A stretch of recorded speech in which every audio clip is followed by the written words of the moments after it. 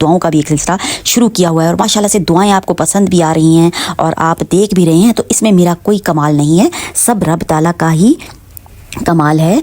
तो व्यूअर्स, आज हम बात करेंगे जनाब एक ऐसी चीज़ के बारे में जो नज़र ना आए मगर असर गहरा छोड़ती है जनाब।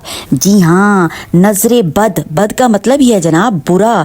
नज़रे बद, ईद का मौका हो या कोई और खुशी, अक्सर ऐसा होता है जनाब कि खुशियों के बाद तबीयत जो है वो बोझल हो जाती है, तबीयत बेचैन हो जाती है या अपने आप को हम बीमार सा महसूस करने लगते हैं। ये महज इत्तफाक नहीं होता, बल्कि क्या होता है, ये नज़र बद की अलामात हैं व्यूअर्स। इसके असरात और सबसे बढ़कर कुरान और हदीस की रोशनी में इसके बचाव की जो है वो मौसर जो हैं वो दुआएं मौजूद हैं। तो व्यूअर्स, क्या होता है, अलामात में क्या क्या हो सकता है? अचानक जिस्म में दर्द का हो जाना या सुस्ती महसूस होना, तो आप फ़ौरन समझ जाएं कि नज़र बद है। बार बार बीमार होना, बगैर कोई ख़ास वजह के बीमार हो गए हैं तो ये भी नज़र बद हो सकता है।